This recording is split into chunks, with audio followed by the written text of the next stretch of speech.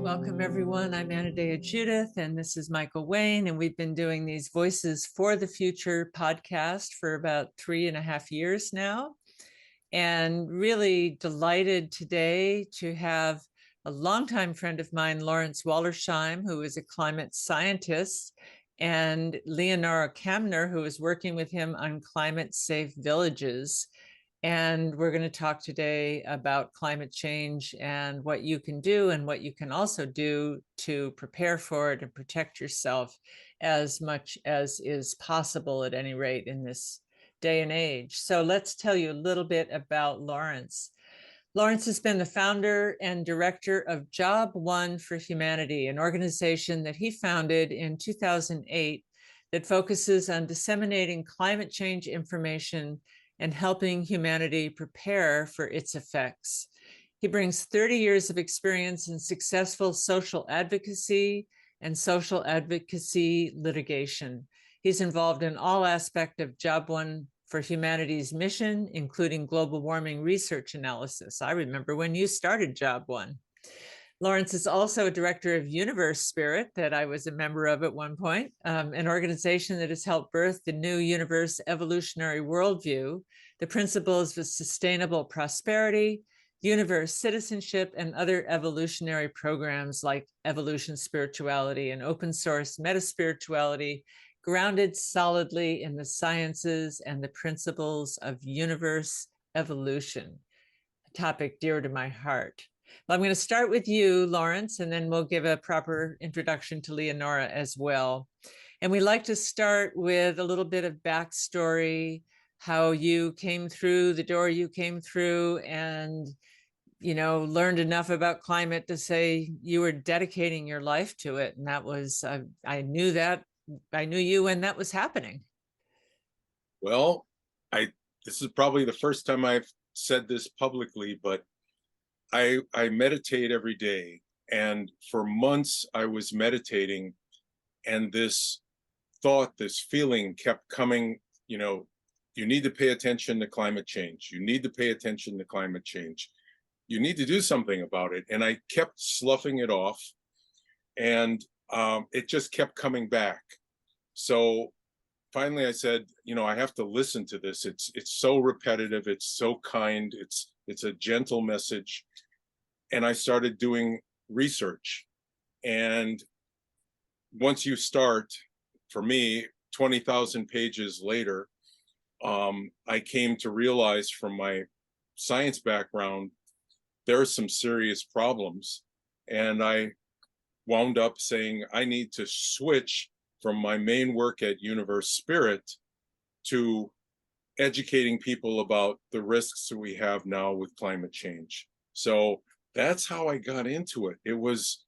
And I didn't want to switch. You know how much I love the work at Universe Spirit and evolutionary theory. And, it's much nicer work. It's spiritual, it's meditative.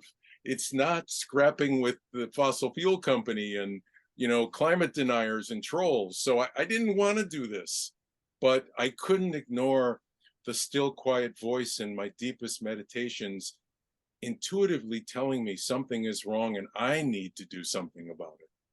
Yeah, I think a lot of us don't want to do it, but it's going to get more and more urgent, and it needs all hands on deck. And I think also, like people like yourself, Lawrence, having that evolutionary spirit, and the work you were doing, which is still part of you, really, really helps you develop and cultivate a larger worldview, a kind of an integrative worldview. And so when you put that into activism, climate change activism, you're also seeing what kind of solutions in that evolutionary viewpoint of, and I think that's how, the solutions that you've come up with, you and Leonora, come from that really big mind place. Well, thank you. Yeah. So speaking of Leonora, I'll introduce you. You're a mother of two. You live in Southern California, Santa Monica, and you're an experienced nonprofit leader with over 5 years of experience running multiple nonprofits, including in housing advocacy and democracy reform. And previously, you were executive director of Abundant Housing LA. And from your background, you bring a compassionate and community-driven approach to the idea of climate-safe villages. So just like we asked Lawrence a little bit of backstory, Leonora, how did you and Lawrence come together, and from your own background and for you to start working on this, the climate-safe villages? Thanks.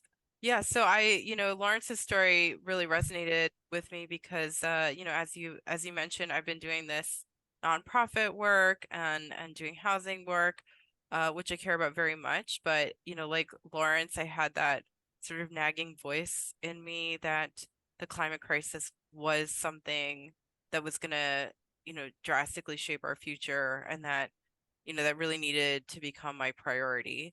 So I stumbled upon Job One for Humanity, and that's where Lawrence and the Job One for Humanity volunteers had put together this really inspiring vision to bring communities together around resilience, and putting forward these three important models: urban stay where you are communities, rural communities that are more focused on people moving there, and of course uniting everything under this virtual community.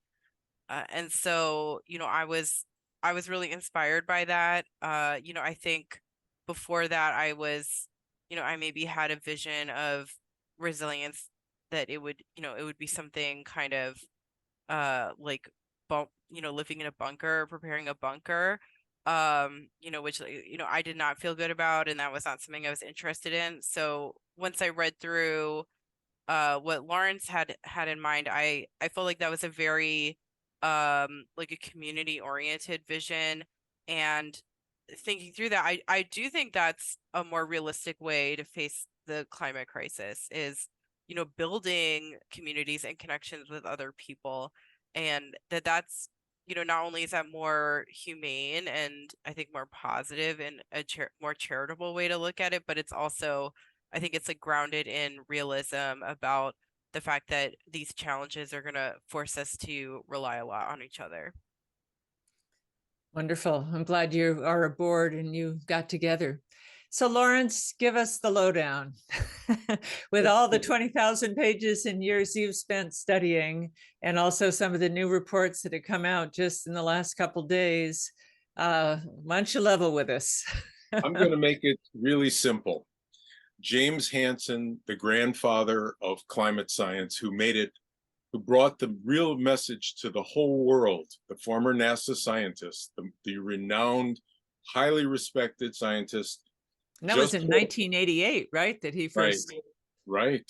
He just published a new study, and this study has climate researchers and scientists all over the world applauding, and at the same time going, oh my God, because it finally has come out what we have echoed, in quieter voices, that the world's leading authority, the IPCC of the United Nations, is grossly underestimating climate consequence severity, climate consequence timeframes and the solutions that we need to save ourselves. And his study shows that their numbers, the critical central number of all climate calculations, has been underestimated by 60%. That changes everything. So that's the most important knowledge, I believe, right now for someone to understand, is what you're hearing in the media, what you're hearing from the governments comes from the IPCC summary reports, and it has been manipulated, I say, by the global fossil fuel cartel that is the world's largest corporation at $28 trillion a year. But this has been manipulated, and you need to, every time you hear the media that's controlled by the fossil fuel corporations who own massive stock, and the governments and the politicians controlled again by the same individuals and cartel members, you need to discount whatever you're hearing by 60%. That's the message. That's the core message of climate change today. Well, tell us what that means in real life, though. 60% is a number. You know, what does it mean in terms of how many years till sea level is overwhelming the coastal cities? How many, you know, tell us in the real life terms what we're facing with, because I don't know if 60% means something to people. Okay. The first thing is, by 2025 to 2031, we enter the second phase of runaway global warming, because we haven't done anything for 40 years. We've just kicked the can down the road. That means that whatever you see in climate change consequences around the world, whatever you see, and no matter how bad you think it is, welcome. You've just experienced a day at the beach on what's coming with the future climate change. So from 2025 to 31, as we cross these tipping points, you're going to watch a dramatic intensification from 100-year storms to 1,000-year storms to 10,000-year storms. Then I'm giving you the adjustments now. Yeah. From 2031 to about 2045, we enter the most dangerous and worst possible time for climate change around the world.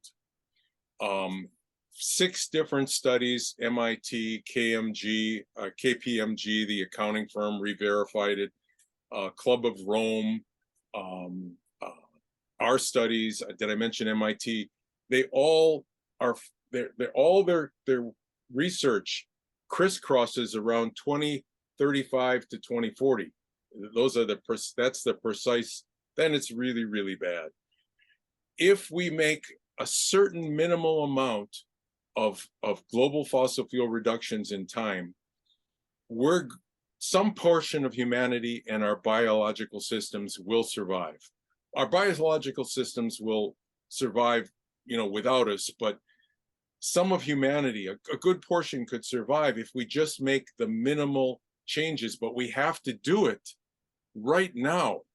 And that other part of the 60% is everything they're telling you about climate change, carbon neutral by 2040, 2030, 2060. Take 60% off those numbers. It has to be way closer, way closer. So those are 2 areas. And I think I've given you some time frames. The hardest time for survivors will be from 2050 to 2070. All this stuff about 2100, don't worry, in 2100, everything, it's all bad then. It's not. I'm 75 and I'm preparing for the next 10 to 15 years of my life to go through severe climate change. What does this mean to our children and to our grandchildren? That's right. And Lawrence, you mentioned the global oil cartel, and James Hansen mentioned 1988 that he testified in front of Congress. 10 years earlier, scientists at ExxonMobil were already sounding the alarm to the company. And so how come nothing happened? I mean, that's a rhetorical question. Right. The world's largest cartel, which can fund any politician, has $28 trillion a year in funding. That's almost more than the whole US GDP. What couldn't you do with that kind of money? And they own stock in every media that exists. So globally, they have been massaging down everything you hear about climate change so you feel safe. You don't demand urgent change when urgent change is needed.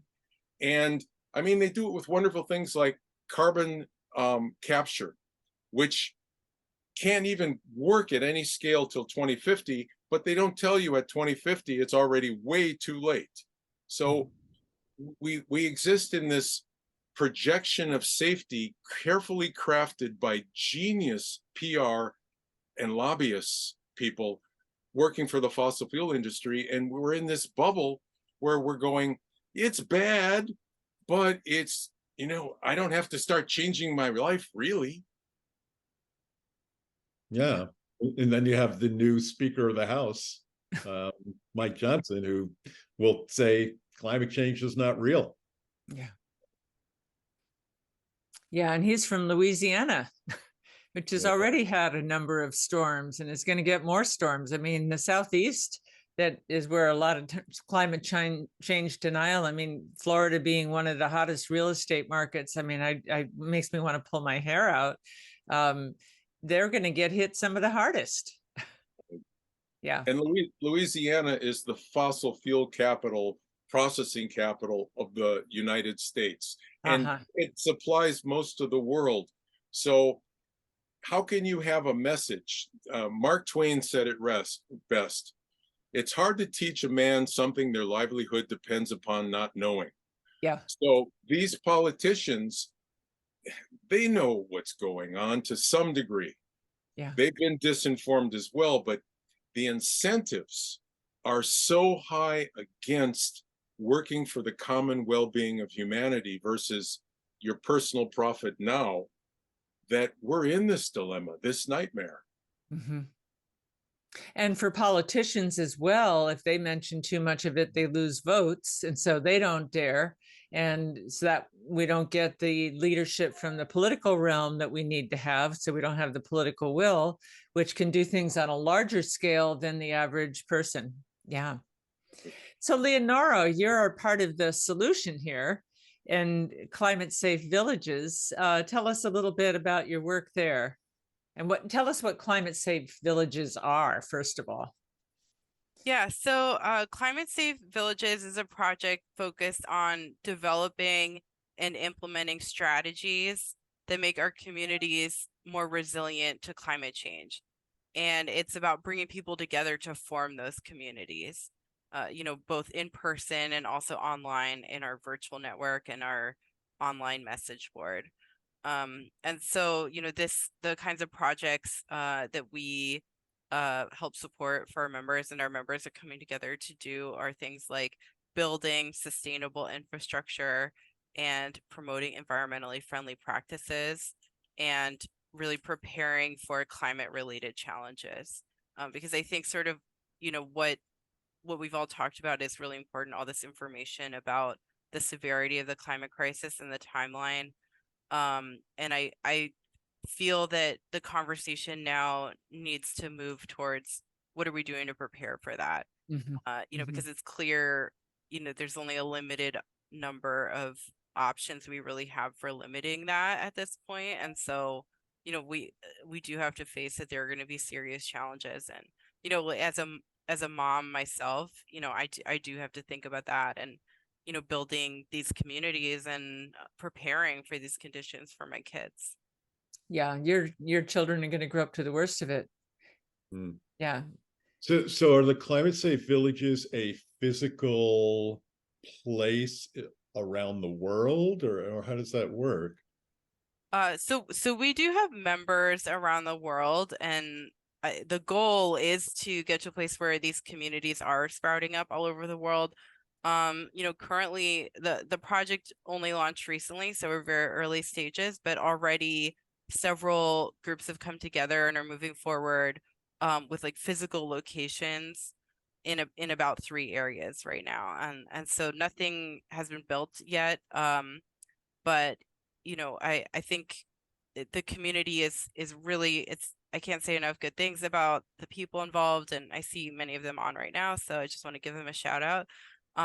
But yeah, I think they all are recognizing the urgency and the seriousness of what's needed, and I think it's really put me personally in a much more positive place to be able to talk with other people like that who are taking this seriously, and honestly who can have adult conversations about their reality. And it's not sort of like dismissed with, oh, somebody is going to come along and save us. I think like we have to be serious about what's really possible and what's likely at this point. Mm-hmm. And my understanding of climate change villages is they're built to, be somewhat fire resistant, to be built stronger for strong winds, flood resistant, things like that. I mean, the things that people are going to be dealing with, so that they're built with the future in mind. Yeah, that's right. So, we're looking at buildings and, constructing these communities in a way where we're thinking about extreme heat and extreme cold, extreme storms, fires, droughts, these types of challenges that, all the science is showing us that we're going to have to be preparing for.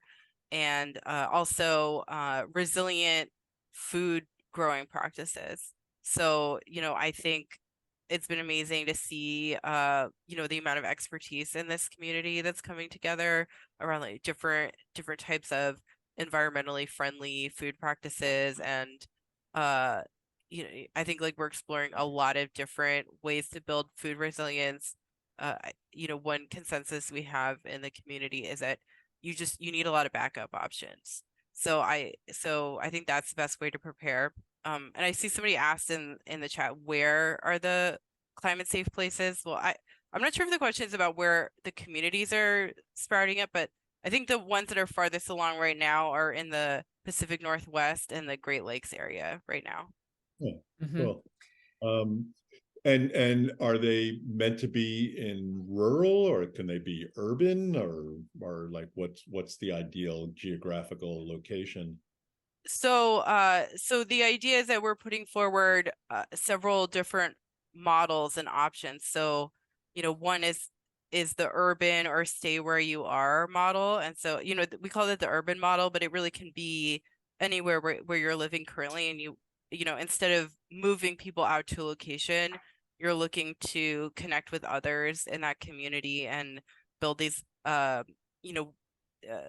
energy backup options.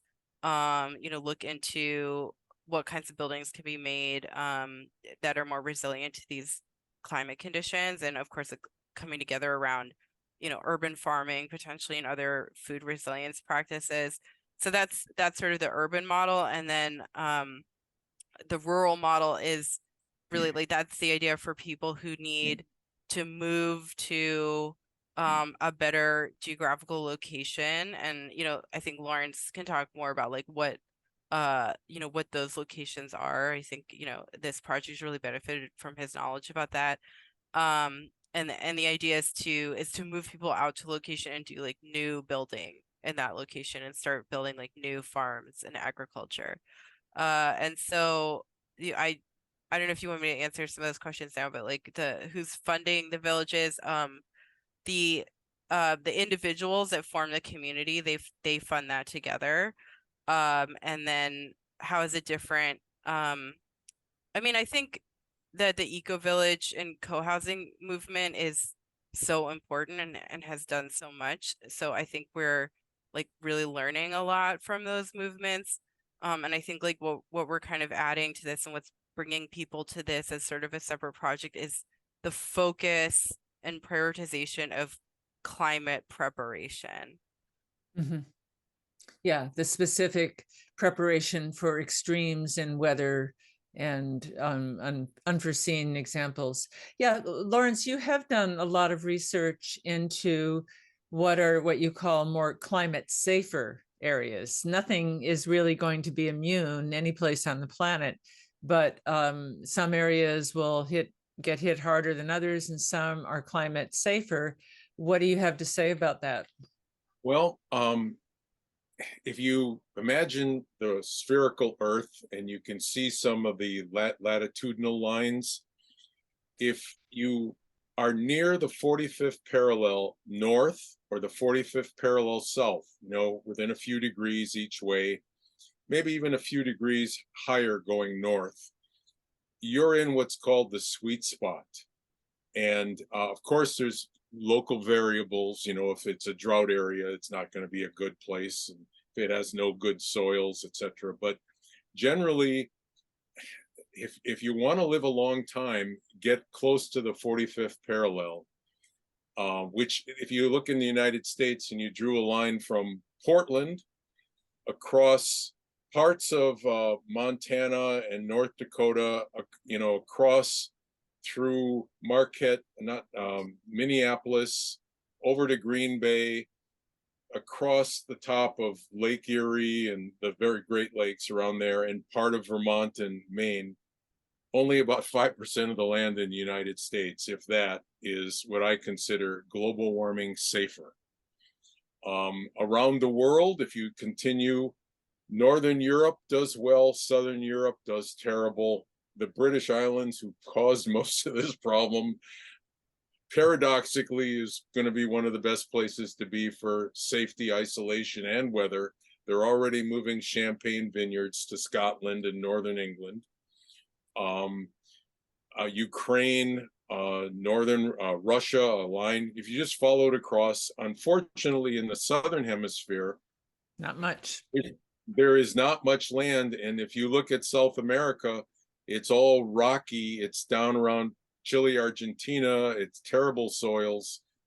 Australia, the only thing over there is the South Island of New Zealand and southern Tasmania.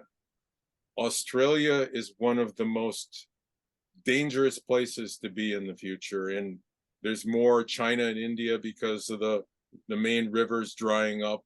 I mean, there's a lot of different things, but you don't want to go too far north or too far south, because if you get much above the 50th parallel, global heating is 2 to 4 times more, and their soils are full of peat moss, and you get a whole nother set of problems.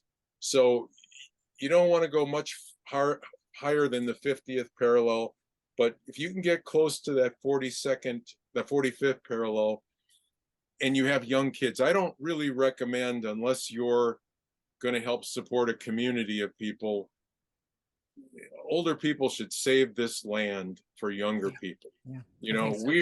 We're old. We've lived. Yeah. We were in the 60s. We had a lot of fun. This land really belongs to the younger people. And so if you have a young family or you're young parents and you're thinking long term, you want to be thinking those zones.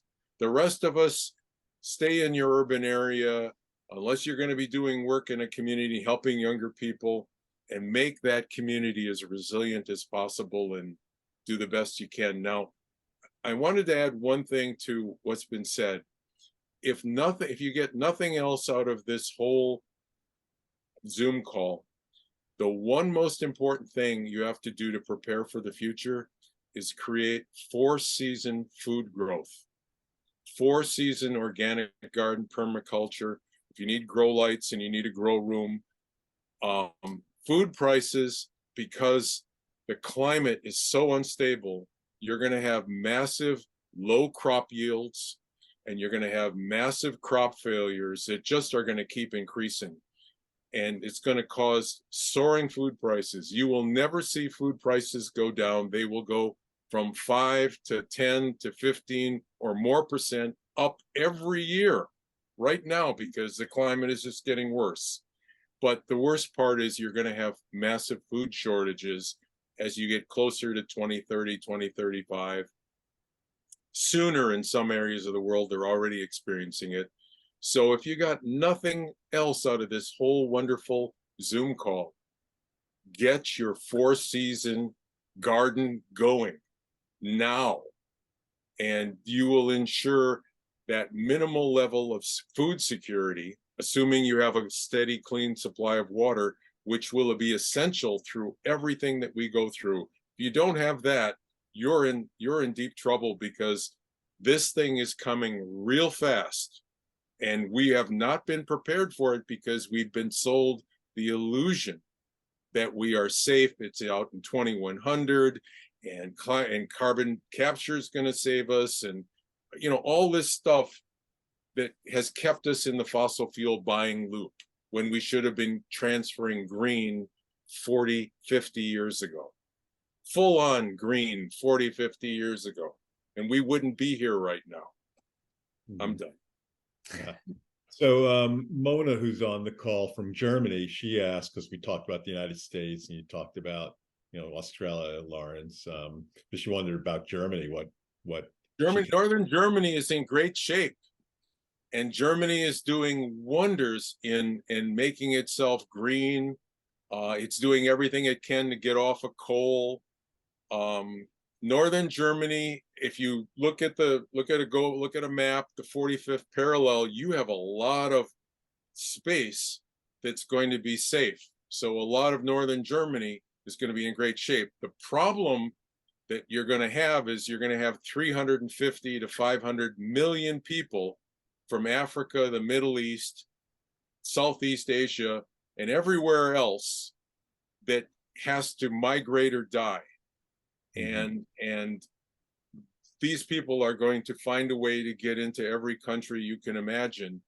And that's going to be the challenge to our humanity and to our politics, of how do we care for the people who didn't cause this, Right. who have the same dignity and right to exist that we do. That's And right. that's the challenge that's out in front of us. And no one seems to be talking about that in terms of immigration, because with that number of what you call climate Gs, it's impossible to keep them out, and it's impossible to incorporate everyone. So you have a no-win on both sides of the fence of what to do in that case. And I think that one of the things that scares me most about climate change is the huge numbers of people that will be starving and desperate. 350 million people by 2035 will try to cross the Southern American border. Yeah.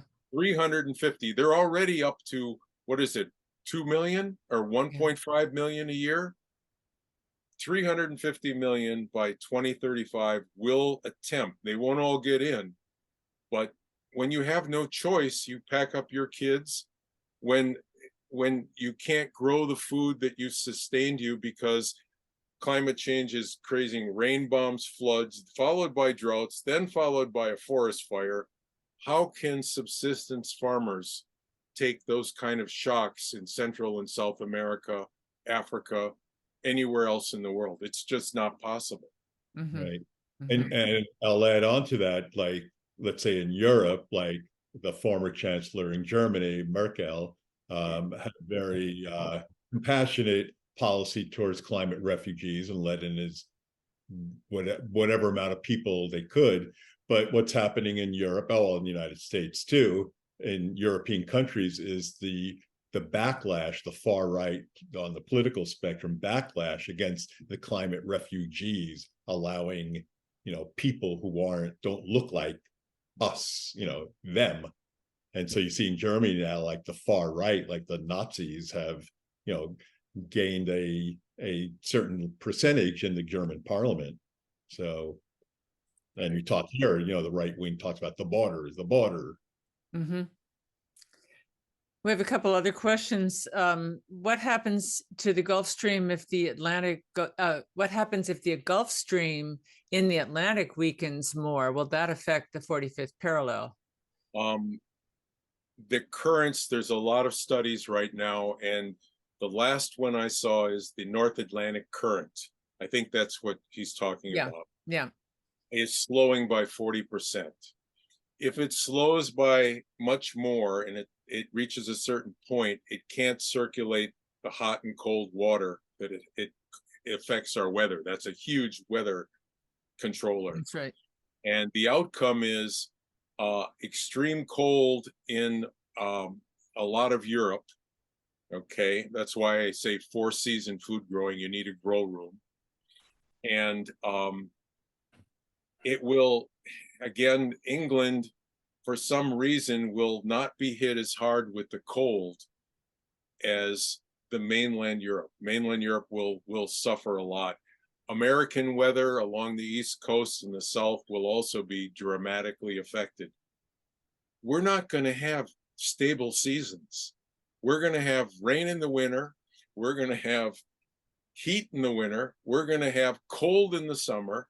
We're going to have windstorms. That one of the simple things that is a good thing to explain about the science of climate change. Think about the atmosphere like a pressure cooker.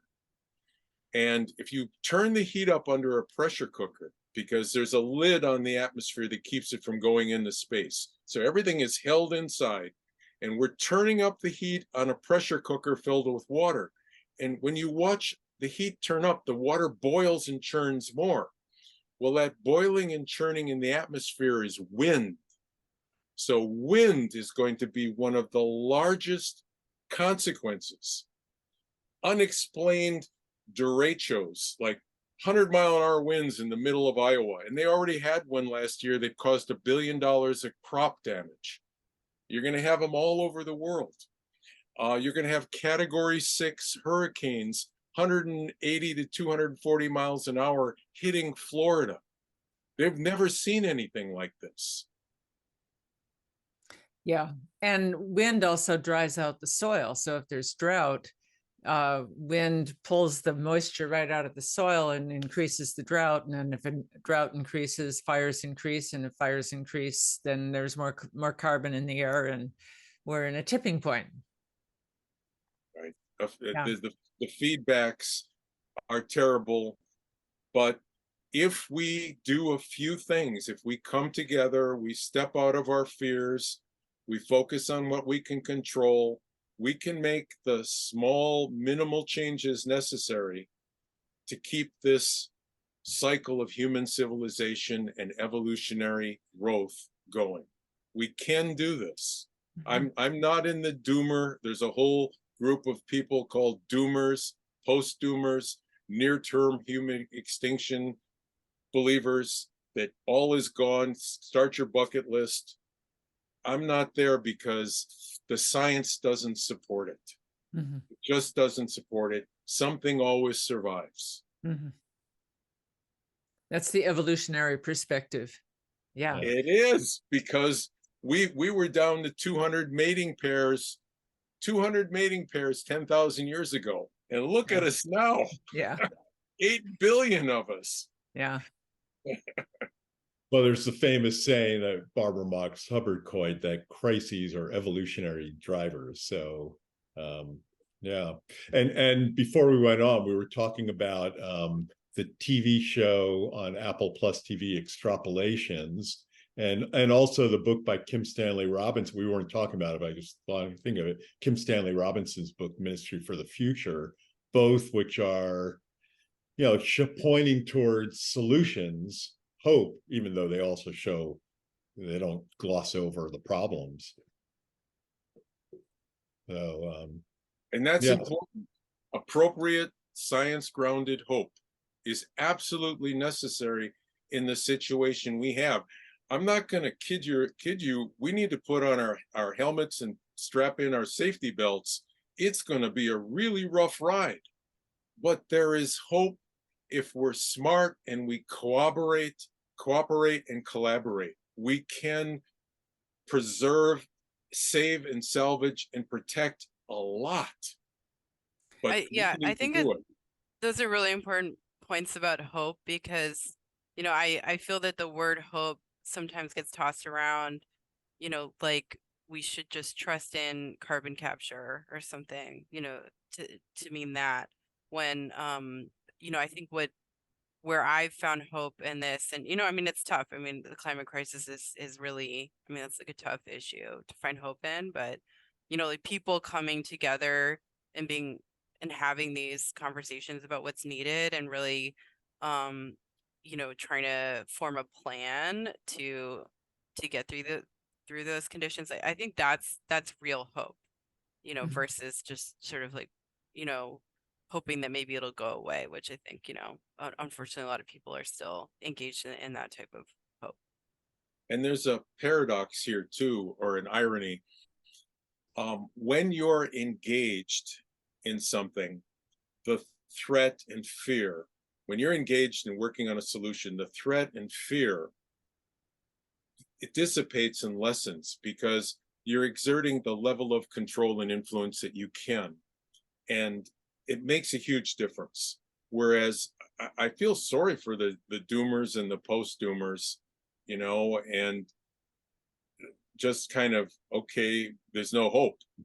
It's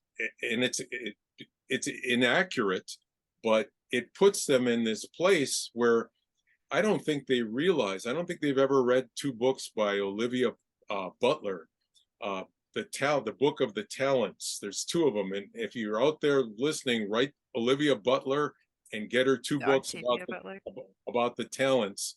You will understand from that book what it'll be like if you're not prepared and you haven't adapted.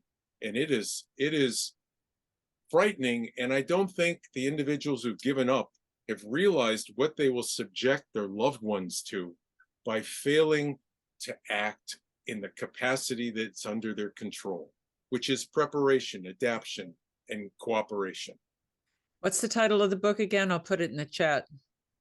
It's called, it's by Olivia Butler. She's a award-winning science fiction writer. We can send it to you and we can put it on the post. Oh, somebody put it, Parable of the Talents and Parable of the Sower. Yeah, there's two of them. And I'm telling you, you will not sit on your butt and not get busy when you finish those books, because you will have an idea of what happens to people who don't prepare. And she's an amazing writer. Yeah.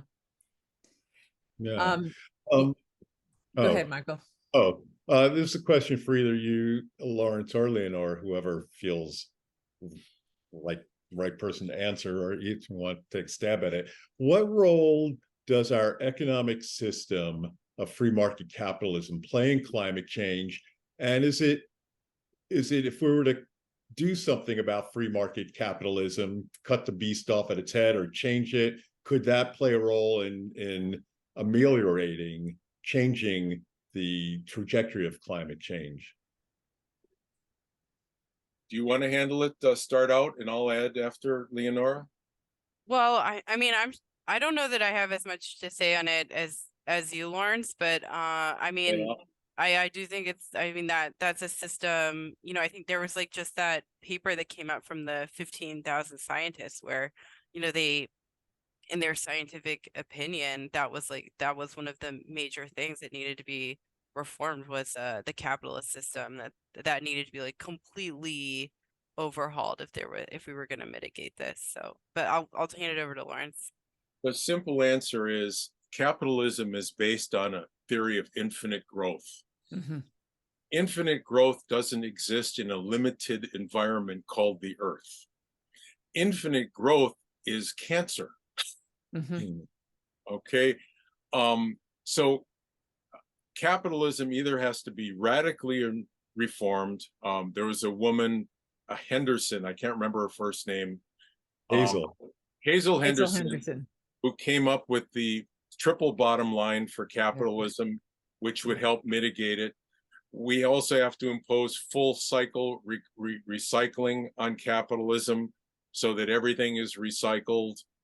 Capitalism will have to take a whole new form that doesn't look at all like it is now for us to create a sustainable world. So while it's a big challenge to reform a system which rewards certain individuals disproportionately, and it's a power gravity well, and it's very difficult when a person is in a power gravity well to pull them out of it and to change their special privileges and their advantages over others that the capitalistic system provides. Instead of being we need to figure out an economic system that's truly based on common well-being and basic rights to exist, education, health, certain basics. And the system then has to support that. And then we put our innovation into products that support the common human well-being. Mm-hmm. And we have models of that, such as in the the social democracies of Western Europe, especially the Nordic countries. So it's not like we have to reinvent the wheel. You're right. You're right.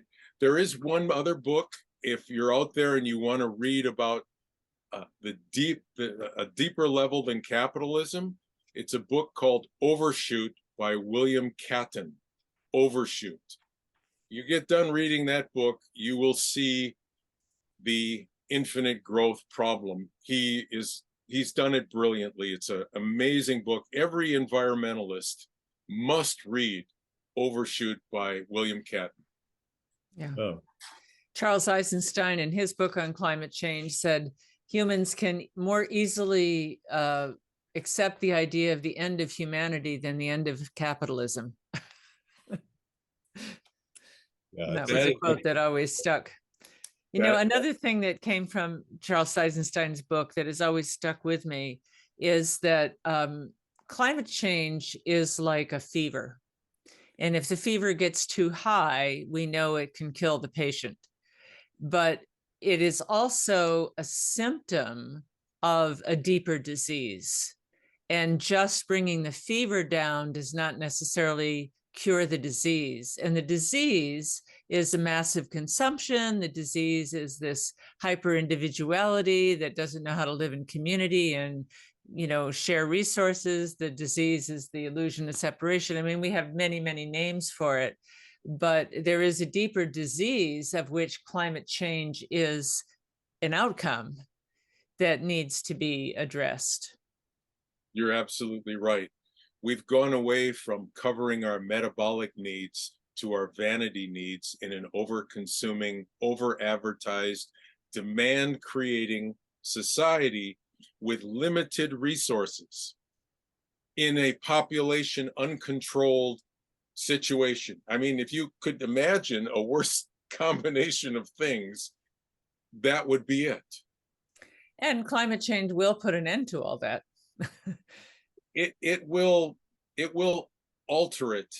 Yeah. And individuals who are prepared and adapted will find a way to get through it and get their children through it. Okay, they'll find a way, and they'll be among the few or many survivors, and the collective trauma will allow them to accept change they would never accept under any conditions. Because there's that old AA thing that when the pain of going forward is less than the pain of where you are, you will change, and humanity will change when they go through this collective trauma, because this is like nothing. In the collective trauma of when this goes wild is not like anything we have ever, which you brought up in the beginning, ever experienced in history. It's on an exponential scale beyond all the mass murders, everything else. It's way beyond it. And our way wars, beyond war. It's way beyond war. This is massive death across the planet. Yeah, it's a planetary initiation is how I've referred to it. Oh, it'll be cathartic. Yeah. And speaking of war, someone asked, and I've wondered much about the effects of war, which right now is rocking the planet, the effects of war on the climate and climate change. It's a circular relationship. Droughts and starvation causes people to migrate, which cause regional and national conflicts. And then as it gets worse, the first reactions, democracy is going to be the first victim of massive climate change, because you're going to have to issue martial law. And then when the governments break down, it becomes warlords and clans and tribes. And we don't want to go there. We don't want to go to Mad Max. So we've got to come together and start collaborating and working together. We have to bypass our governments. Our governments are not dealing with the danger. And when there's a danger that's not being dealt with, you have to bypass those people who are not doing their jobs and handle it yourselves. We need to collectively, as the citizens of this planet, come together and do what we need to do to get something to survive, to keep the best of our art, our civilization, our wisdom, and preserve it for those that come behind us. And nobody else is going to do it. The governments aren't going to save us. We have to do it until the governments are pushed by so much trauma that then it becomes popular to go after the fossil fuel cartel, and it becomes popular to enforce the fossil fuel restrictions and remove the subsidies. They won't act until the trauma and the pain is so severe that they fear for their jobs. That so many people, that the climate deniers are now screaming at their politicians saying, you have to fix this. That's when they finally will react. Sorry, I get a little passionate. No, that's all right. And we need to. If I could just add on to what Lawrence is saying, I think, climate safe villages, we're hoping to support people in making these more environmentally friendly transitions, and the preparation and resilience transitions that are needed in as many places as we can throughout the world, and just support that as much as possible, so that as many communities can get through these challenges as possible. And I did see some questions in the chat about cities and urban areas, and that's why we're also supporting people finding each other and building these movements wherever they are in those cities and urban areas. So I don't think that we mean to say that Climate Safe Villages is gonna do everything just through this one project, but I think we're supporting these other efforts and these other movements to mitigate the climate crisis and get people through this transition. One of the biggest advantages of climate safe villages is that it takes preparation and adaptation and breaks it down to step 1, step 2, step 3. Where do I do this? What do I do with my garden? Etc. Because it's too big and too general to just know that, okay, you have to prepare and adapt. People need that practical 1, 2, 3, 4, here's what we do, and they need the support.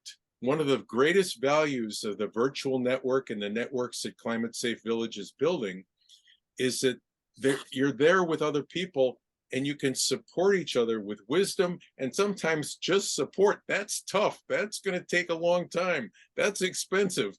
But you have someone else there saying, we're going through it too. So support is usually 90% of success on a major project. And if you have any kind of difficulty getting major projects done, you want to connect with other people in Climate Safe Village on that detailed, here's what we do and here's how we get supported kind of thing. And that's probably one of the biggest values of why I got with Leonora on her initiative and said, I'll need to support what you want to create. Because her original idea coming to me was, we need to break down all that science, all these long pages at job 1. We need to make it so regular people can just go 1, 2, 3, 4. Here's what I need to do. Leonora, a question for you about Climate Safe Villages, which ties into your work, your prior work doing democracy reform.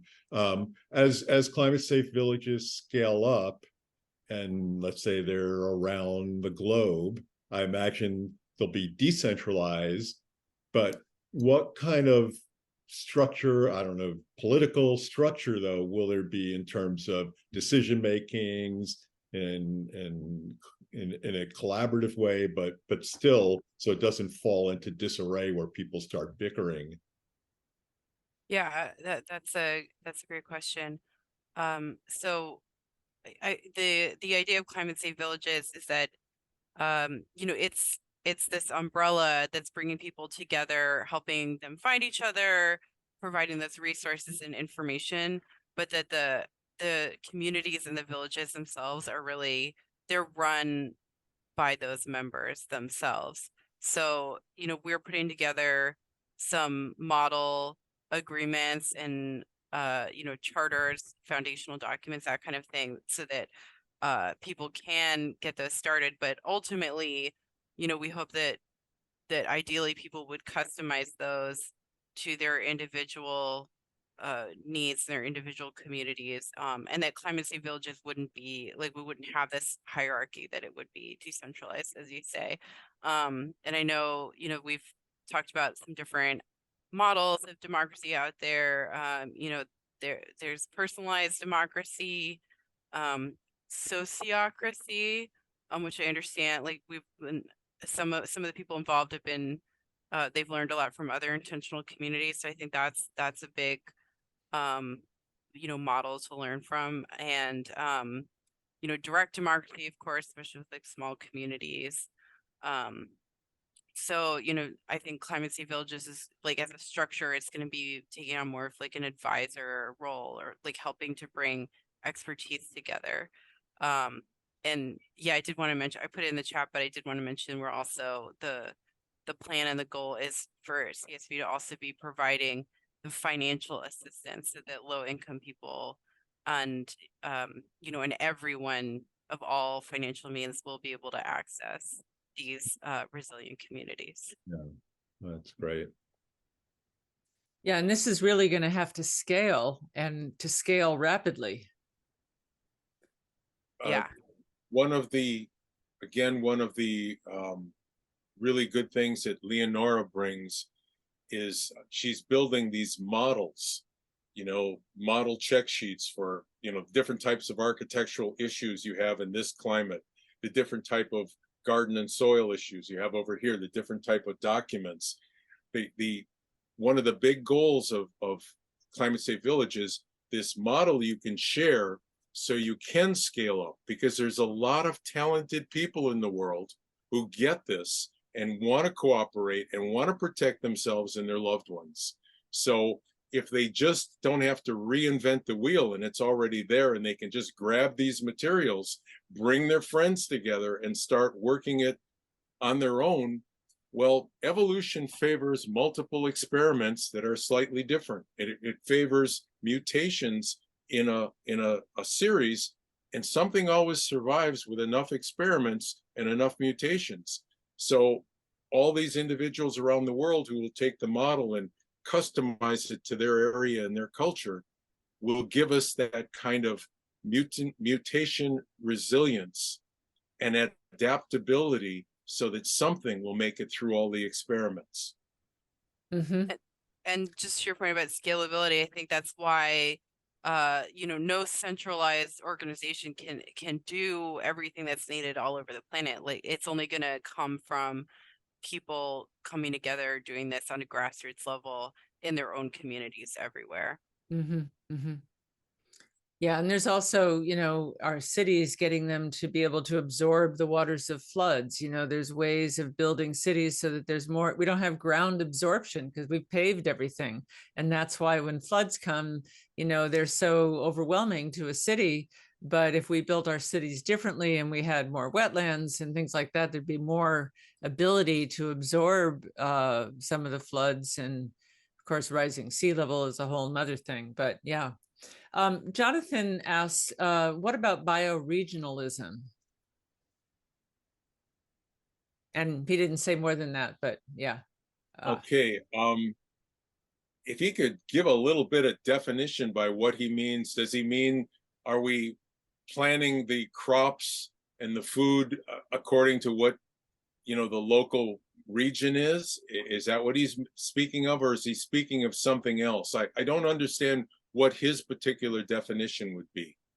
Yeah, and Jonathan, maybe you can write a little more in the chat about that. Yeah. While we wait to see if Jonathan does write something, Lawrence, another question.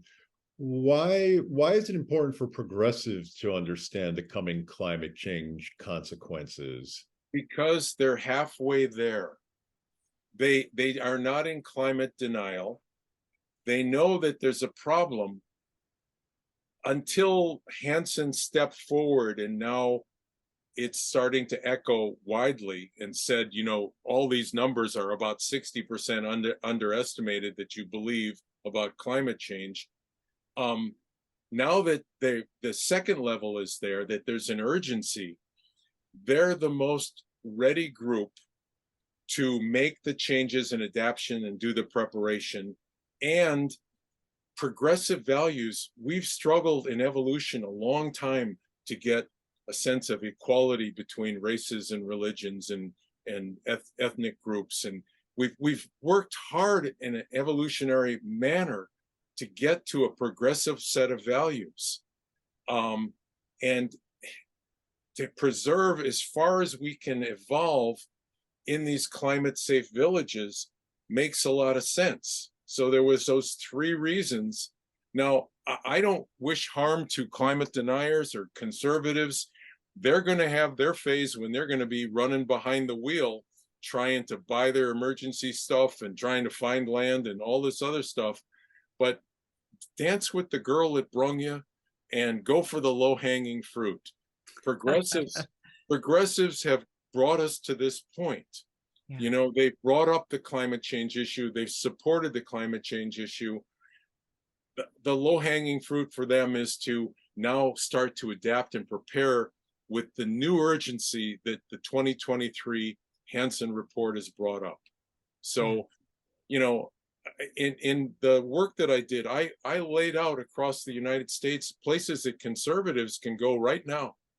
In the materials at Job 1, there's many areas where they can go and feel in harmony with people that feel how they say it the same way they do and don't want to be destroyed by the climate.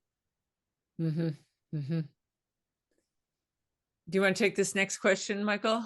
Well, Jonathan clarified on bioregionalism. He wrote a broad definition. We need bioregional governance versus existing and failing political jurisdictions and institutions. Donella Meadows argued we need a network of bioregional learning centers. I'm all for education, but I'm not so much of a political theorist, and I don't have a background in it, so I'm kind of uncomfortable trying to say more about something I'm not well informed. Anyone else have an answer that they want to share on that?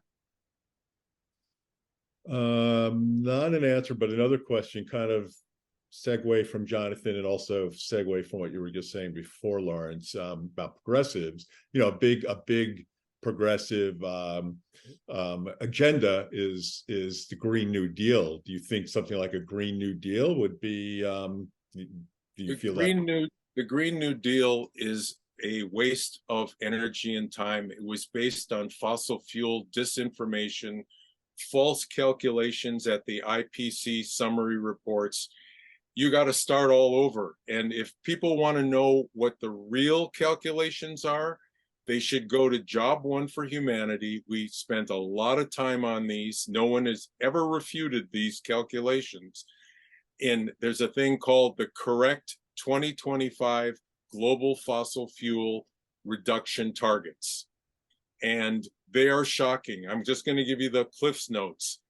We need to come close to a 75% total reduction in fossil fuel use by 2025, which can't happen.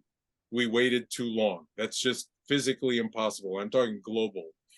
We need to come as close to it as possible, as quickly as we can, to save as many people and have people live as comfortably as possible for as long as possible.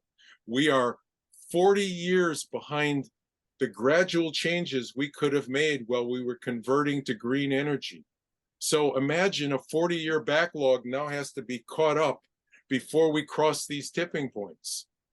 So there is now an unavoidable die-off, a very severe die-off that's going to occur because fossil fuel disinformation kept us from making the changes that any wise collective of self-interested individuals would have done.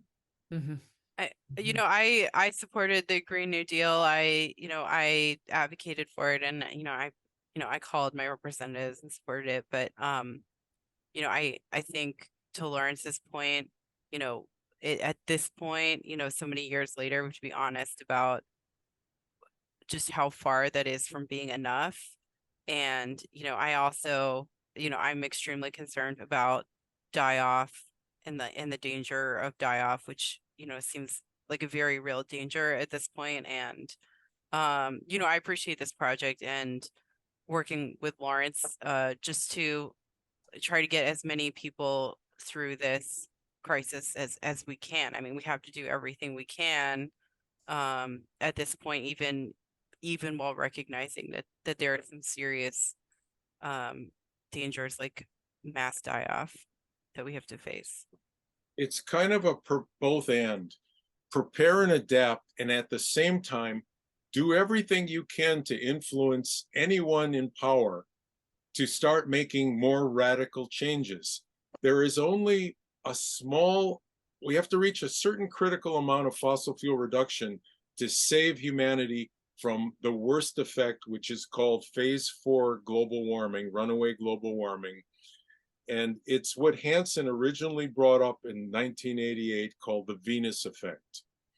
The Venus effect is it got so hot on Venus, they boiled their atmosphere into space. And that's when the temperature keeps going up and the feedbacks keep amplifying the sound on the microphone with more and more feedback until there's nothing left. But we can avoid that. We just need to both and it. Prepare and adapt and work your butt off to get fossil fuels reduced at a political, governmental, state, local level. You got to start shutting it down and shutting it down hard.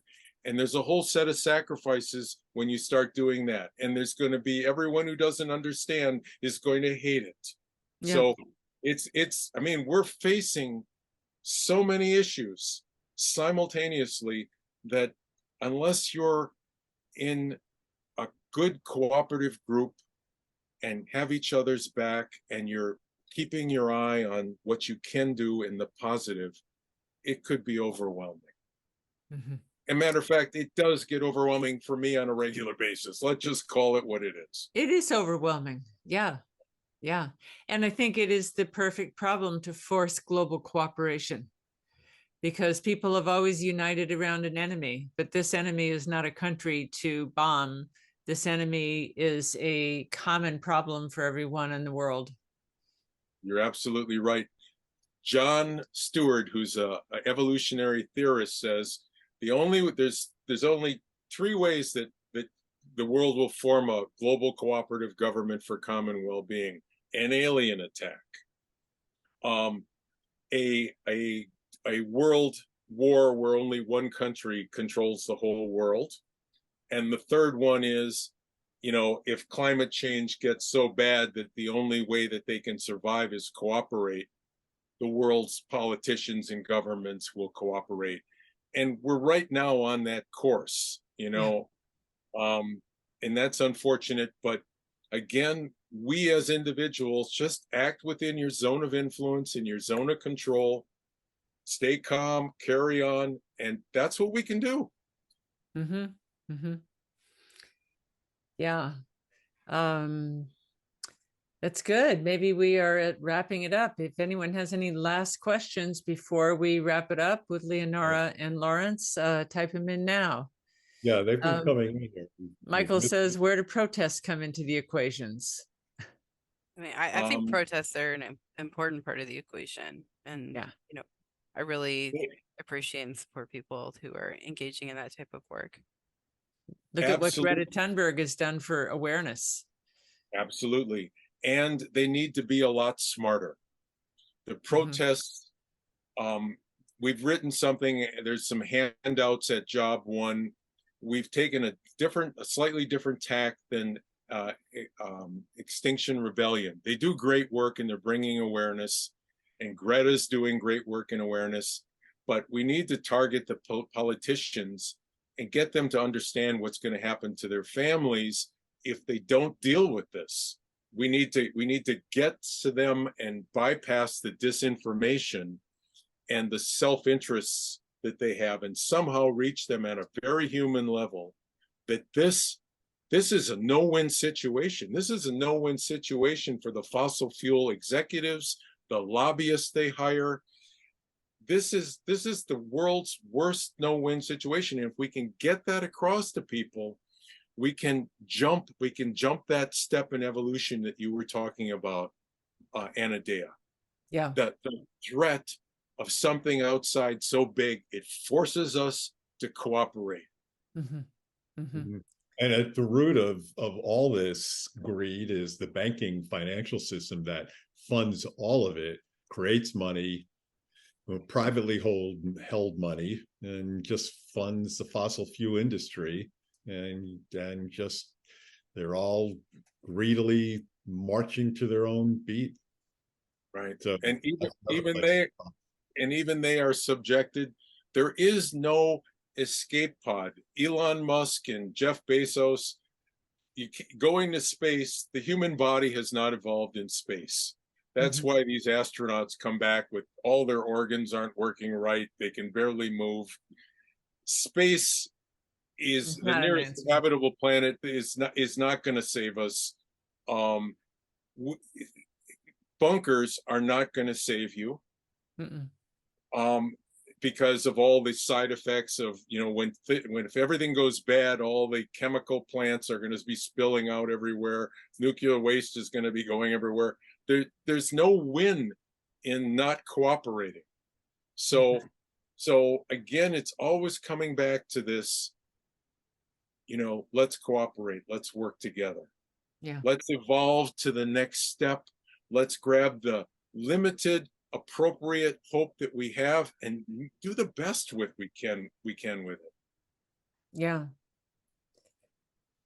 Yeah. We got another comment from Brad. Great vision, some apparent blind spots. One, material constraints on anything close to our current level of energy consumption, making winter food growth through tech solutions not realistic. Two, the challenges of interpersonal, I've got to scroll down, dynamics in small communities that everyone who has been involved with knows about. Well, I think part of what you're evolving in climate safe villages is not just the physical buildings and gardens, but also the forms of mediation and conflict resolution and forms of community, which we need to do. Nuclear families are not going to do it. We need to evolve new forms of community. But maybe you could speak to, you were talking about, and someone else wrote about gardens and land, and that the inner cities won't have access to that, but you're talking about some indoor gardens, and now he's talking about energy consumption. So it's another wrinkle in the First, I want to acknowledge the deep truth of what he's saying. We are going to have all the normal conflicts and problems that every human being and every civilization has had since the beginning of time. But we have one advantage, and that's the urgency of cooperation. We have an outside force pushing on us so great, it will help us to shove our egos down, find cooperative and compromising, collaborative, sharing ways and new solutions, because the alternative of not cooperating is just, it's death. It's unbelievable suffering. As far as energy is going to be a problem. We're going to go as green as we can, but we're also preparing for a non-powered society. Like if we have to go back to hand tools and we can't find replacement parts for the initial things that we build that are greener, that's part of it too. There's no perfection in the model that we're trying to evolve collectively. There's only a place for all individuals with wisdom to join us and contribute and help refine it. And it's going to be messy. Yeah. It's going to be messy. Birth is messy. Yeah. Yes. There's also solar. Solar is not necessarily dependent on a grid, Right. If we get increased battery capabilities and all, then more, and even, community solar collectives, community solar grids, local neighborhood solar grids can, rather than a national grid, can be, I don't know why they aren't building that in places where the grid's gone down, but again, it's the fossil fuel industry. Yeah, Bill McKibben has written a lot about microgrids, Yeah, microgrids, that's yeah. And there's river water, tidal water generation. One of the locations we're very interested in is the Upper Peninsula of Michigan. And there is so much running water, rivers, lakes, that, you build a small dam, you put a small generator in, and you've got enough power coming green that you just have to replace parts every so many years, and you can blacksmith, a water wheel if you had to. So there are the problems, but human creativity and the talent that we see in the many, many people that are coming to this movement, we can overcome a lot of this, and what we can overcome, we'll adjust and adapt to. Yeah, that's right. Yeah. So one thing, I think Lawrence touched on this, but we're really trying to promote passive heating and cooling as much as we can. And on top of that, a deep value of this project is just having as many backup options as possible. So just like looking at solar, looking at, wind power, other potential sources of power. But at the very least, already having a lot of these needs met passively, so that, we don't have to rely so much on, if one thing or something else goes down. Yeah. One thing is, go ahead, Michael. Oh, well, I just reading one of the comments that one person who lives in upper central New York wrote that they've been growing cold tolerant crops in a passive solar greenhouse for decades in their region. So yeah. And I just learned that Michael Dowd passed away, who was a friend, Lawrence, that you and I knew together. Michael is he's done a lot to educate about the climate situation. I love him as a friend. We did have differences on the approach to climate change. His post-doomer movement had more positives than the regular doomer movement, and he was quite a human being. He came and stayed a weekend with us on the boat, and we did some seminars together, and we'll miss him dearly. Yeah, yeah. Well, I think that that's kind of bringing it to a close. Unless there's any other burning questions, type them in now. While you've got Lawrence, and people can find you at climatesafevillages.org, at job1forhumanity.org. We've put those in the chat. We will be sending out this recording, and the recording will include the chat. And Michael, do you have any last words? Well, I guess an important question we forgot to ask, we're talking about it all. So how can people, well, Anodea mentioned the websites and so on. How, if people want to get involved or really feel inspired by this, what would be the best way? Go on the website? Yes, yeah, they should definitely start by going on the website and go to the join page, and from there they'll get instructions about how to get more involved. The next step is joining our online Basecamp message board and community, and that's where all the discussion is happening. And then from there, they can see how to join smaller local region groups, how to get involved with our advisors committee, and get involved with some of these tough issues we're trying to tackle together, like what are the best, most resilient food growing practices, and how do we promote resilience in urban areas and make this project equitable and inclusive to all. So if those topics interest you, sign up on the website, and then just reply to those emails you're getting and make sure that you get set up on our Basecamp. And there's a great video on Climate Safe Villages on the homepage of the website. Yes, That's I, when you I get with also Dr. Peter Carter. I also strongly recommend that people start at climatesafevillages.org. The Job One Set website is a lot of heavy climate science with really long pages. And unless you're a person who wants to learn the why behind everything, get started with Leonora at Climate Safe Villages and the wonderful people that are actively building these villages, and only reference back to to Job One when you need a deeper dive into the nerdy science. And I think you're some of the few people really talking about not, people talk about what can we do about climate change to draw down carbon or use renewables, but really preparing for what is inevitable. Like they said, the 1.5 is, goal that Paris wanted to avoid is already deader in the doornail. And 2 is pretty likely. So we need to prepare. And I'm glad you're talking about it because not many people are. Thank you. I really appreciate this opportunity to learn while I'm speaking and seeing the different perspectives and viewpoints and questions, and the opportunity to work with both of you to bring out this information and the service you're performing by sharing it widely. Yeah. I really appreciate that. Thank you. Thank you so much. Thank you for having us on. Yeah, Well, no, thank you for your work. This is Voices for the Future. So people talking about that are looking toward the future rather than just being in denial in the present. So thank you both for coming on. Thank you both for your work. And thank you, Michael. We always enjoy doing these things. Yeah, thank you, Anodea. Thank you, Lawrence, Leonora. Yeah. All right. Until next time. All right. Till Good night, next time. everyone. Good night. Bye. And thanks to all the people that were watching. Yeah.